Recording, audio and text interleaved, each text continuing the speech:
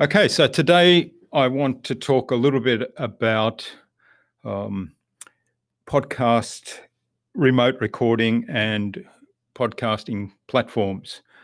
And I know from the last webinar we did a week ago that a lot of people here do podcasts and listen to podcasts. And one of the things that is happening right now, of course, is a lot of the recording studios are closing down. People are not meeting up for in-person recordings. And so it has to come back to remote recordings. It's really not advisable to stop the podcast right now because I think people have podcast platforms because they have a really important message to get out into the world, and that those messages still need to get out. We still need to shine our light in these times of heightened uncertainty. So let me show you what we're going to cover today. And I haven't updated the title of this slide from last week's episode, but I did update the timeline. So this is the introduction. We'll spend about 3 minutes. So I'm going to talk about why we should be doing remote these days. And of course, the obvious one is because we're in social isolation. And then a little bit about what's available to us and the recording options that we have, how we can do that, what platforms there are, and then I've allowed 15 minutes at the end or so, as long as we need, for Q&A. Just a blatant advertisement for my podcasts, the Innova Buzz podcast, Tales of Marketing Transformation, and the Leading with Cultural Intelligence podcast, where I'm a conversation partner with my buddy, Dr. Tom Vergas. So let's jump right into podcast remote recording. So why are we doing that? Some of the benefits, the obvious one is it gives us greater geographic reach. So we're no longer limited to just having people that within driving distance, commuting distance from where we are, that we go to, or they come to us, or we go to a studio. And obviously that's really important these days with the social distancing that we're all having to do because of the COVID virus. And of course, take away social distancing for the future, it opens up that geographic reach so we can talk to people all around the world. We don't have to limit ourselves to people that are local to us. We don't have travel time. And as a result, there's a lot more potential guests we can bring on if we're doing interview or shared hosted podcasts. It also, and I'll talk a little bit more about that, the idea of remote recording can be used for a whole lot more than just podcasts. But with podcasts, it opens up the opportunity of doing joint venture things. So having a podcast with other people. And again, those people could be anywhere really with the internet these days. So the flexibility is much greater. If you're doing a podcast that someone else is helping you produce, it also adds to the flexibility. And of course, doing the remote recording will end up with a central repository of the recordings themselves. So that makes it easier for the podcast producer or the podcast host to access the recordings rather than having to download from whatever device might be used, or if it's a studio, having to send them from that studio to the storage area that the producer uses. As I said, the remote recording idea is something that you can adapt to more than just podcasts. So you could remote record client consultation sessions, which can be really valuable when clients want to revisit what you've discussed with them, when they want to go back, what was that you said at the halfway through that conversation? So the recording is really valuable. And of course, these days, those sessions are more likely to be remote than not. So having the ability to record those when they're being run remotely is invaluable. Of course, we can do workshops or webinars like this one. So this is should be being recorded. Let me just double check on that one. Doesn't tell me anywhere. So that's another little lesson of the podcasting platform, or sorry, the webinar platform, which is why I'm experimenting with these at this stage. So I hope it's being recorded. It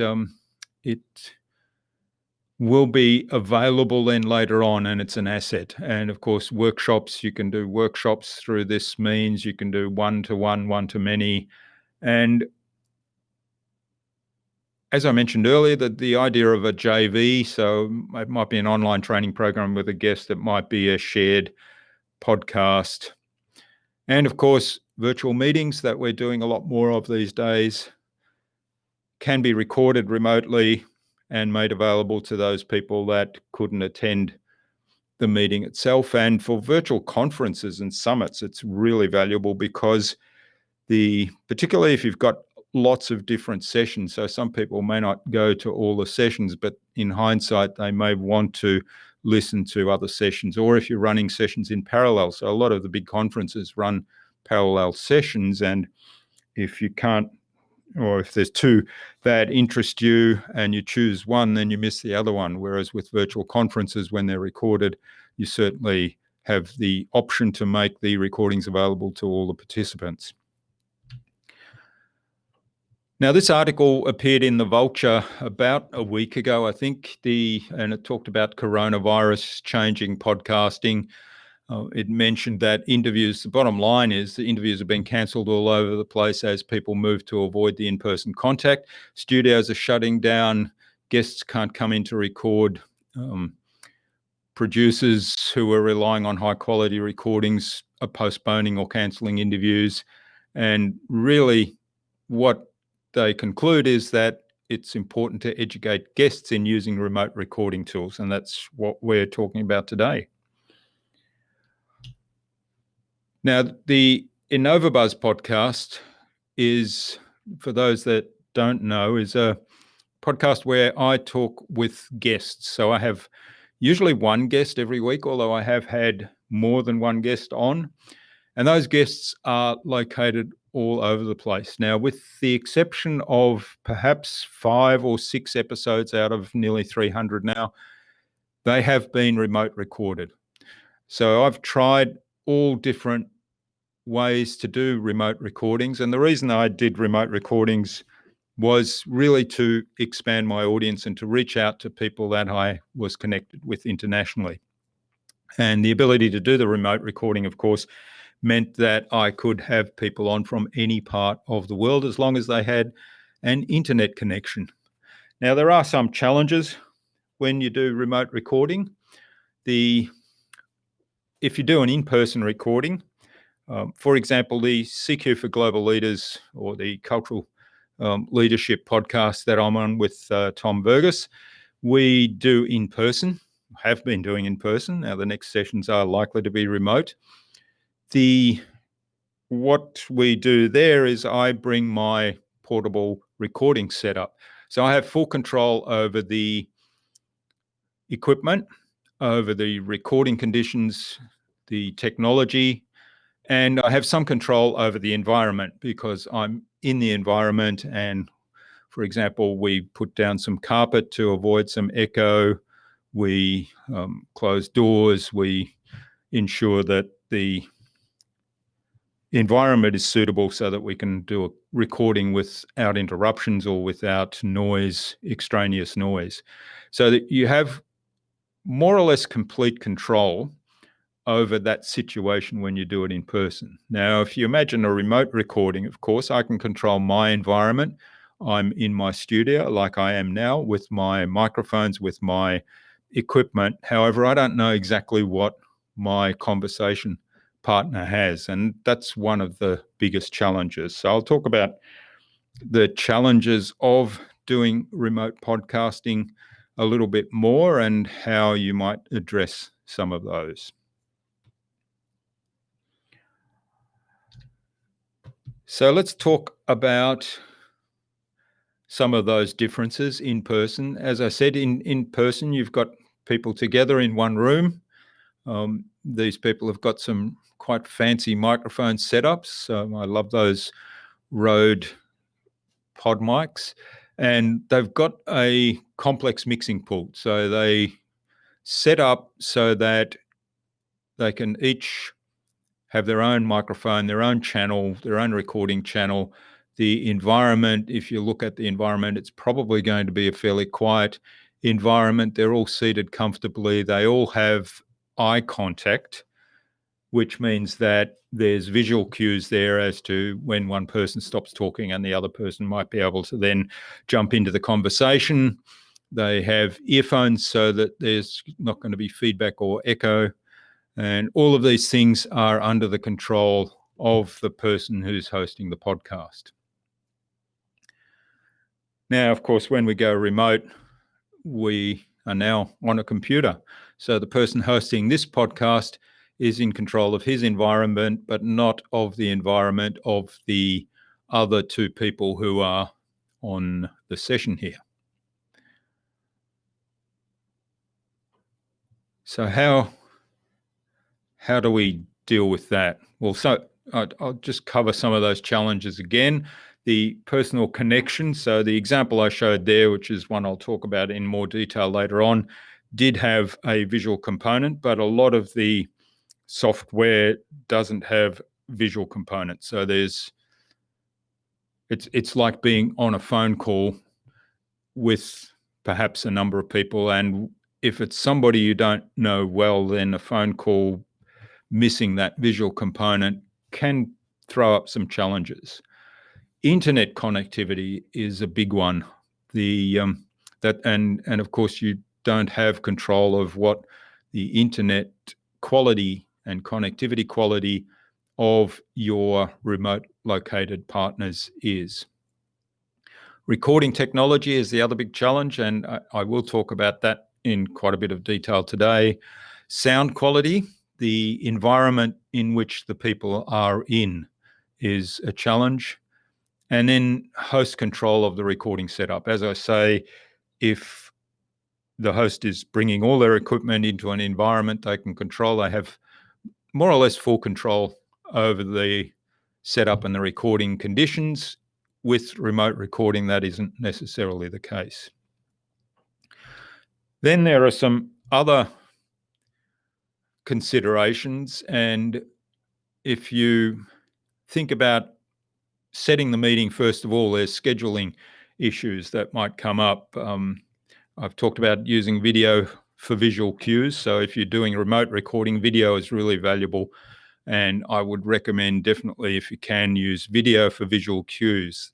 That doesn't mean you need to record video, but having video there so that you can see the other people will be really helpful. I find it really helpful when I do an overbuzz to have the video on, even though we only record the audio. The other thing that I think is really important, and I have a checklist each time I go on my remote recording, is to turn off any extraneous services. So turn off Dropbox, turn off Google Drive Sync, close any extra browser windows. What that does is just frees up your local PC resources and frees up bandwidth of your internet connection so that can be fully utilized by the podcast recording connection that you're using. And the other thing, if you can connect via a line rather than wireless, that generally gives you a more stable and a faster connection.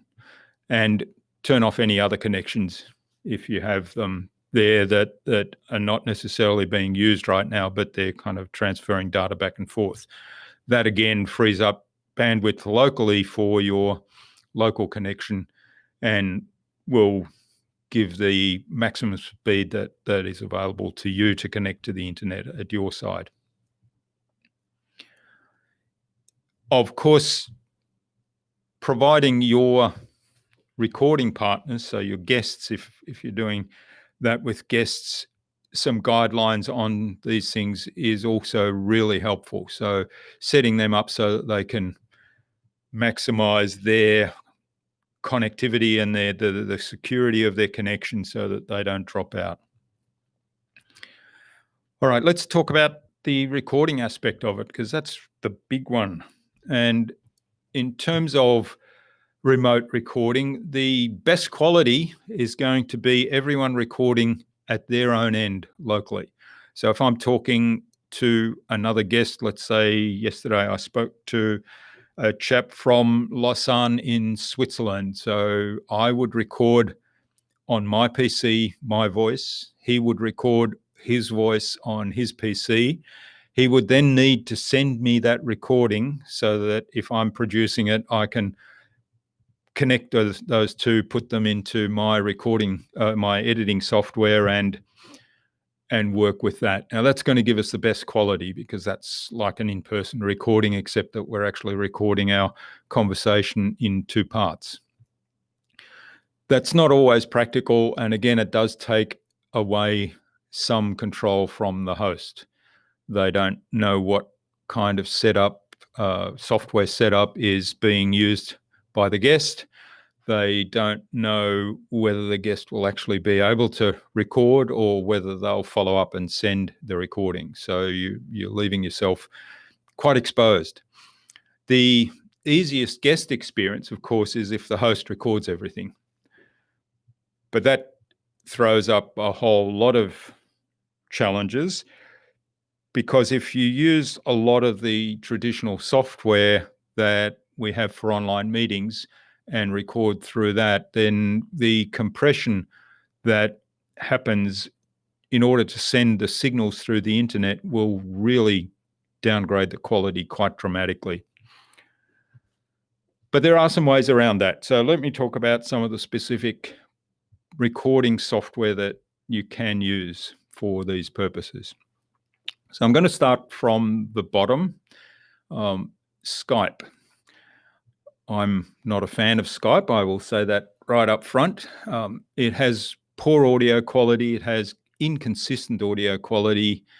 And the recording solutions up till recently have been really inelegant, I would say. So you have to basically get third-party software, plug it into the Skype software, the main Skype software. When you fire up the Skype conversation, you have to start up the third-party software as well to do the recording. So it really is very cumbersome. Now, recently, I haven't tried this out myself. Recently, Skype have incorporated native recording inside their web platform, as far as I know. Not sure about their app online. But again, I don't think they've done anything to address the audio quality or the inconsistent audio quality. I was on a Skype call a couple of weeks ago and it was still as atrocious as ever. So Skype has a long way to go in this frame. Now, there are other chat apps that are used for the same thing that Skype has been used. In other words, just having remote phone or video conversations with someone. There's WhatsApp. I haven't used WhatsApp to do recording. WhatsApp's actually a lot better, in my opinion, in terms of audio and video quality and stability than Skype. But I don't think its intention is for podcasting, and so I'd probably not be using it for that or not be recommending it for that. The next option you have is to use one of the live platforms. So go live on Facebook or live on YouTube, and you can record those. And of course, that means you get video as well. So there's a big benefit there to have the video as well. However, the quality again is quite poor generally, because everything is compressed going up to these platforms in a live stream. With our internet here in Australia, our famous or infamous national broadband network, the best I can achieve going live on Facebook is a 380 resolution, which is not even, like, according to YouTube, that's low quality. So you can't get the high quality video resolution. And of course, you can't do Facebook Live or YouTube Live without the video component. So the audio is going to be compressed as well. And particularly for podcasting, the quality of the audio really is the important thing to bear in mind. Hangouts on Air is an interesting one. It's the Google platform for conferencing, and it's kind of one of those things that they seem to have spurts on, and obviously they've got a spurt on now to do some development on it, but I've never really become friends with it because I've experienced that some people just can't seem to get a connection, or the audio isn't there, or the video isn't there. So I'm not really considering Hangouts on Air as an option here as well. Zoom. So Zoom's been in the news a lot lately. Zoom certainly is a really good meetings platform with video and so on. They have, if you have a reasonably good internet connection, you can get quite good quality on Zoom. They do suffer from the compression thing, which is really an internet thing rather than a Zoom or a software thing. So the audio quality of the recordings on Zoom is not as good as if you did it separately, of course. However, there is an option to record separate tracks on Zoom, which the host can set up. And what that means is that the different parties on the Zoom call will each have their own audio channel. Now, the host of the Zoom account will be recorded locally. However, the guests will all be recorded remotely, so their audio is again compressed. There is a way to actually record each guest locally. However, they need to record themselves. They need to have a specific setup within their Zoom account. So it's actually quite cumbersome to do that. And you have to kind of train each guest. And I don't think that's really a viable option.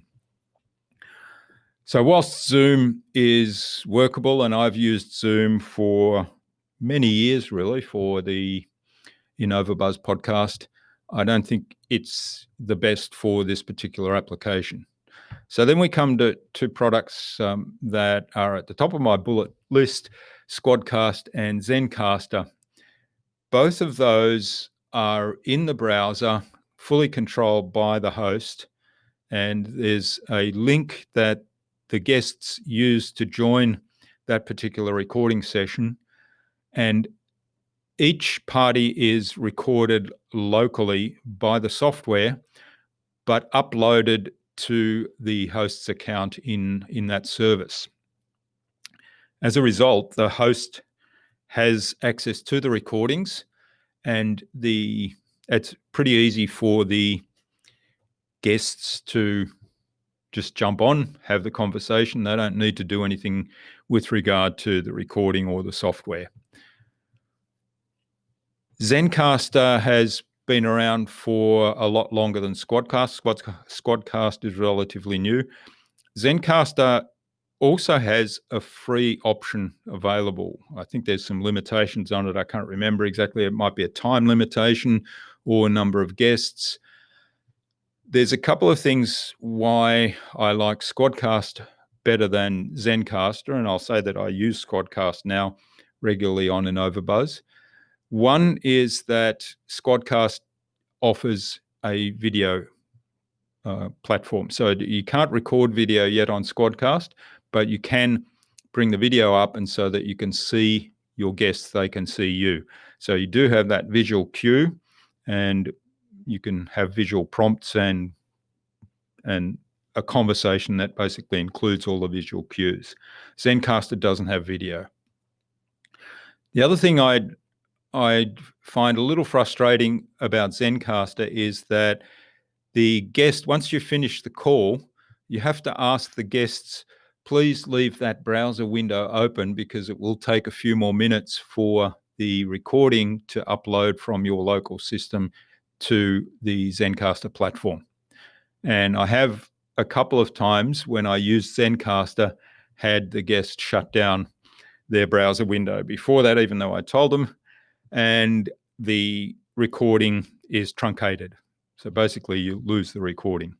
The other thing, of course, if you have a dropout in the middle of the recording, you lose what was done up to that point. Squadcast overcomes both of those because it progressively uploads. So the recording is actually uploading as it's being done. If the internet is disconnected or the connection is interrupted, then the recording up to that point is preserved in the host's account. That is really useful, and it has saved me on probably about 4 or 5 occasions where we have been interrupted in the middle of a recording session. All we do is reconnect, resume from that point, and the editors can take care of marrying up the different parts of that recording, so you don't lose anything. The second one is because of the progressive upload. Once you end the call with the guests, you don't have to ask them to do anything. They can get on with whatever it is that is next on their day's agenda. So they're the options I see now. That there are a few more around that are less well known and probably less popular.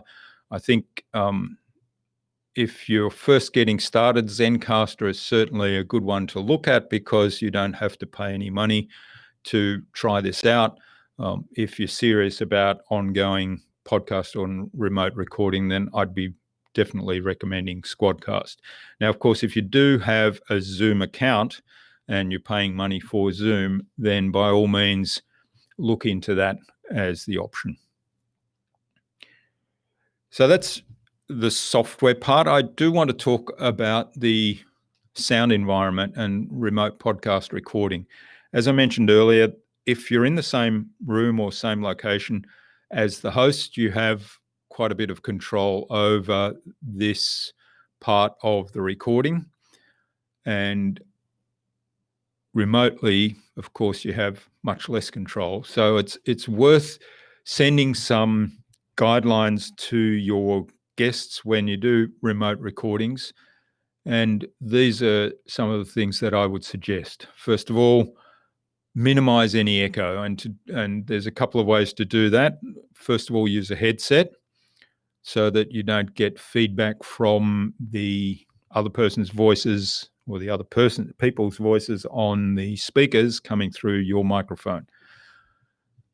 The headset will avoid that.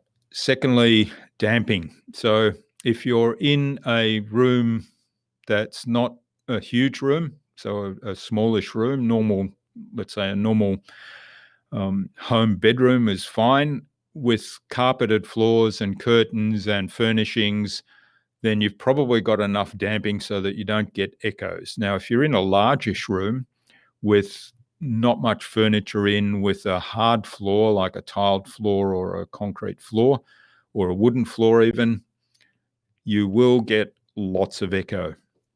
So there are some ways to overcome that.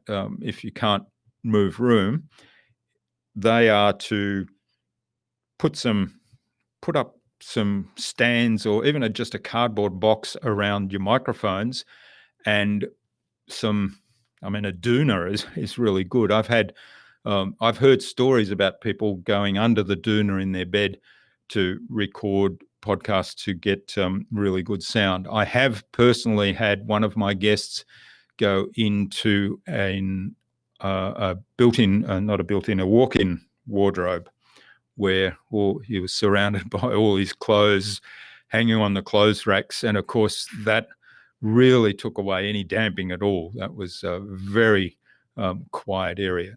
So there are some innovative things you can do without spending money. I think one of the easy ones is just put a cardboard box over the microphones or behind the microphones and a little bit of padding over the top. That will work pretty well to cut down any echoes.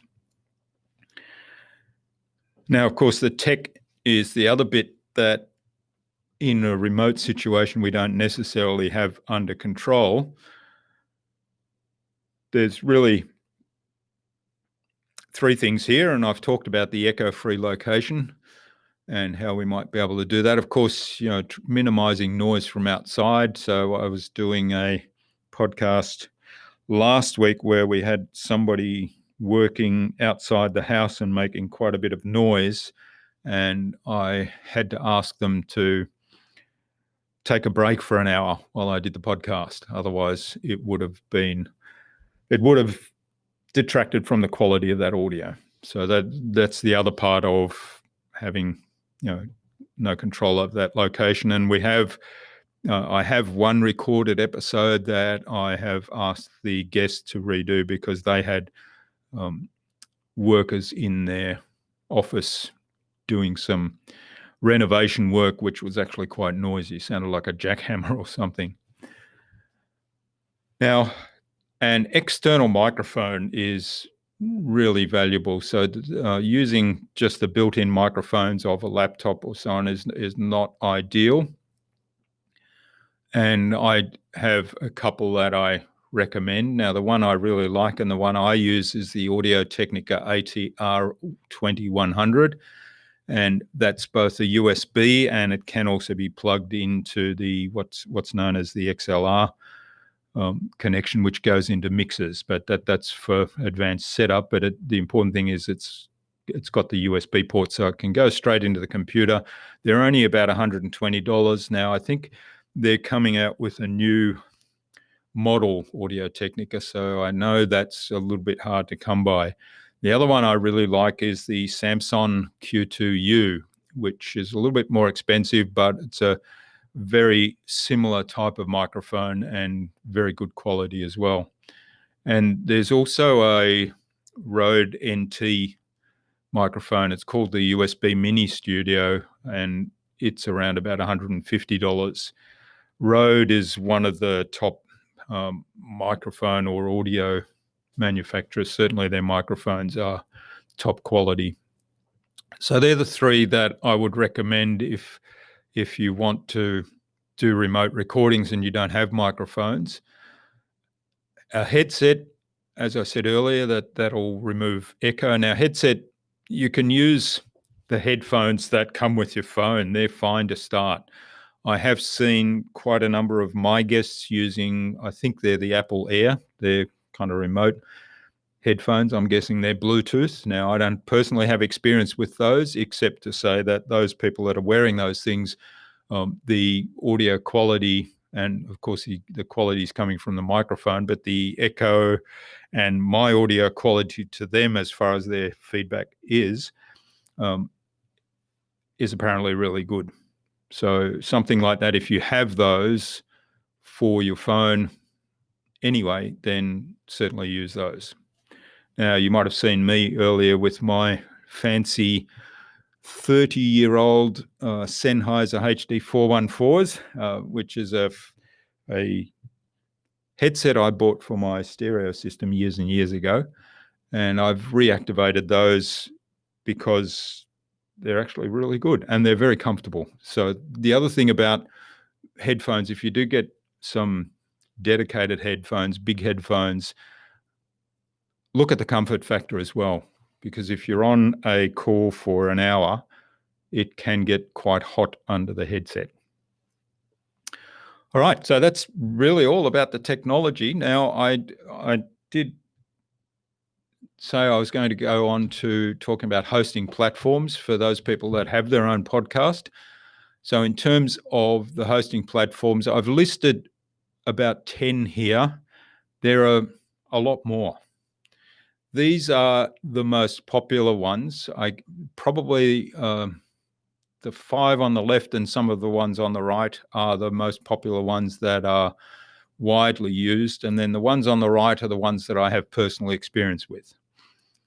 Actually, I do have personal experience with Blueberry. In the past, I had my podcast in the early days hosted with Blueberry.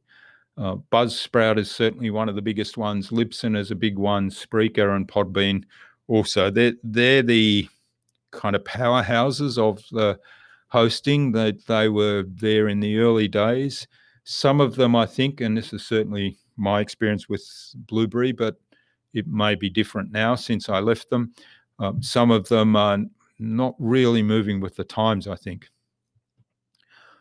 So the ones on the right, Simplecast is a really powerful one that has lots of analytics, and they're doing some really amazing things in terms of understanding user behavior and really digging down on listener behavior, and really giving the podcast owner the ability to dig down into what listeners are doing, how long they're listening, what actions they're taking during the podcast. So that's a very powerful one. It is on the expensive side, though. So if you're into podcasting really seriously, that's certainly one to consider. SoundCloud is another one that is doing some really fascinating things, and SoundCloud is being used by lots of people, and I've played with SoundCloud as well. The ones that I use mainly for my shows and shows that we produce, so Omni Studio is where I'm hosting my own InnovaBuzz podcast. Captivate FM it is. We're hosting our Tales of Marketing Transformation there, and we're hosting a few client sites there. Whooshka we're using for a few client sites. All of these are really good platforms and have different feature sets each, but they're excellent platforms, and I can recommend any one of those. I think that's all to say about the hosting platforms. I guess from here we move on. Okay, what now? And my call to action, I think, is don't stop doing your podcast. If you're doing podcasts, don't stop. Get into remote recording and keep them going, because your message needs to get out into the world. And with that, I'll move on to inviting questions. So I'm certainly interested in what else would you like me to cover in this podcast, in this webinar series. So I am doing a daily video, a very short daily video that I'm turning into a podcast as well. So that's why I had podcast on the mind, and I'm talking podcasting here. But what else would you like me to cover in these webinars? What else would you like to hear more about? So yeah, let's see if there are any comments or questions. And while we wait for those, I'll just say, if you do want more information later on, just send me an email to the email address here, podcasting@innovabiz.com.au, and I'll be able to respond to that. I will personally answer any questions there that you have. Well, let me just move on and wrap it up then, if there's no further questions. So check out my podcasts, and of course, if you like what you hear, then I invite you to give us a review on Apple Podcasts or on Podchaser. So there's a question about AirPods. So what's your take on AirPods? So the little Wi-Fi headphones. Yeah, I think that's probably what some of the people have been using that I've had on my show, and I think that's a really good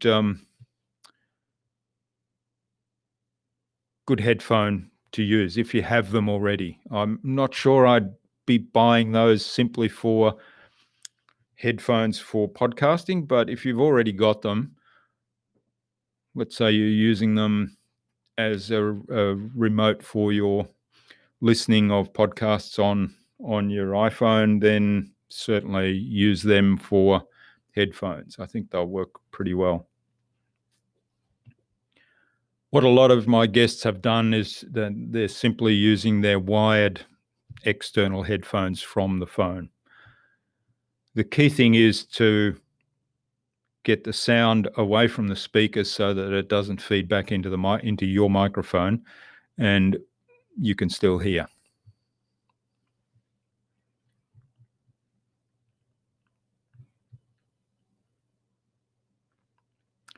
All right. Recording on iPhone sounds good.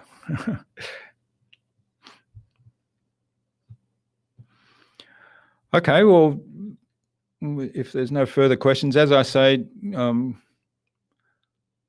send me an email on this email if you have further questions related to this, and I will be looking to do more of these webinars. I might do a survey by email to find out what people are interested in learning more about in relation to podcasting, or maybe even the technology of recording. And we'll look at doing another one either next week, or maybe we'll leave it a week because Easter is coming up. Okay. Have a wonderful day, stay safe, and keep being awesome. Bye.